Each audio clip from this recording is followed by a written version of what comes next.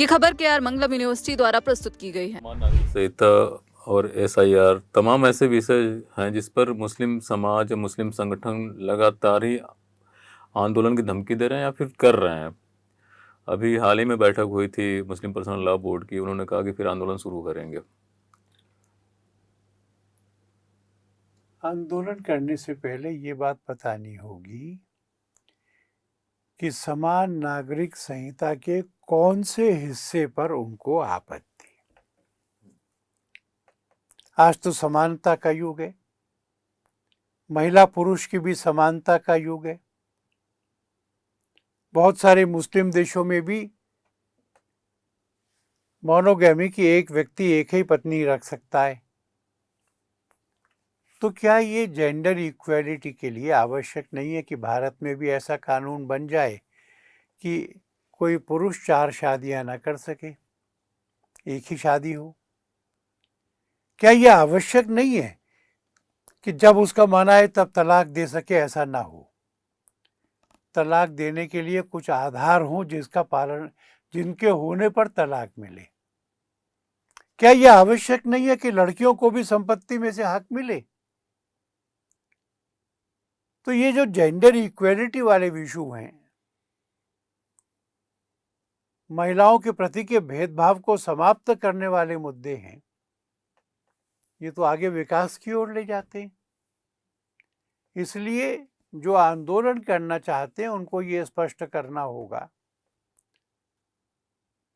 कि समान नागरिक संहिता की किन किन धाराओं पर उनको आपत्ति है। जहां जहां भी नागरिक संहिता बनी है वहां आपत्तियां बुलाई गई थी, सुझाव मांगे गए थे।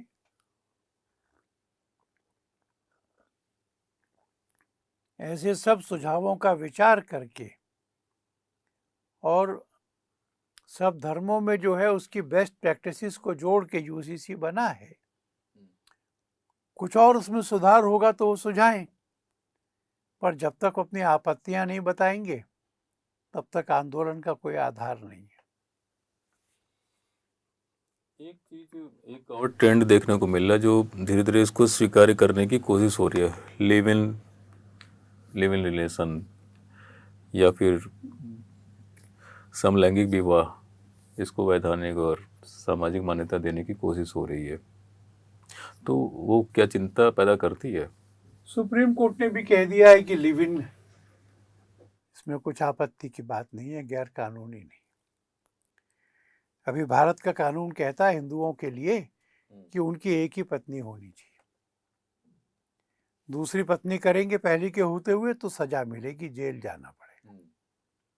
पर लिव इन वैलिड हो गया तो इसका मतलब है कि एक विवाहित हिंदू अपनी पत्नी को छोड़ करके अपनी पसंद की किसी भी महिला के साथ पति पत्नी के संबंधों की तरह रह सकता है। तो यह तो एक पत्नी व्रत का जो कानून है उसका उल्लंघन करने वाली बात है। और फिर अब लोगों को लगता है कि शादी क्यों करें, शादी तो झंझट है, मुकदमा होगा, पुलिस आएगी, ये होगा वो होगा। इकट्ठे रहते हैं, जब तक रहेंगे रहेंगे, जब नहीं चलेगी तो अलग हो जाएंगे। इसका आकर्षण क्यों पैदा किया जा रहा है? महिला और पुरुष में यौन संबंधों में सहमति के लिए 18 साल की आयु को कम करो, 16 करो, 14 करो, ऐसे सुझाव कहाँ से आ रहे हैं? अभी सुप्रीम कोर्ट की एक जज ने भी एक मुकदमे की सुनवाई में कहा 14 साल की लड़की तो 9वीं क्लास में होती है, 16 साल की लड़की 11वीं क्लास में होती है। किसी भी माँ पिता से पूछकर देखो, क्या वो मानेंगे कि 9वीं क्लास में या 11वीं क्लास में पढ़ने वाली उनकी लड़की वह किसके साथ में शादी के बाहर यौन संबंध बनाएगी, इसके बारे में विचार करके सहमति दे सकती है? क्या वो इसको स्वीकार करेंगे कि 11वीं या 9वीं क्लास में पढ़ने वाली लड़की किसी होटल में 2 घंटे के लिए जाकर के आनंद करके लौट सकती है? अपने घर के किसी बच्चे को सामने रख के सोचो, क्या स्वीकार करोगे? बहुत सारे होटलों के दीवारों पे, बहुत सारे मेट्रो स्टेशंस की दीवारों पे लिखा है होटल का विज्ञापन, होटल का। हमारे यहाँ पे गैर विवाहित लड़का लड़की रह सकते हैं, अनमैरिड कपल्स। हम 2 घंटे के लिए भी अपना होटल का कमरा किराए पे देते हैं। किस चीज को निमंत्रण है? जैसे कॉफी हाउस में जाते हैं कॉफी पीने के लिए, क्या इतना सामान्य बना दिया जाएगा 2 घंटे के लिए होटल लेके वैसे वहां भी जाते हैं? जी। मैं समझता हूं कि देश में इस पर गंभीरता से बहस होनी चाहिए। सही कहा आपने।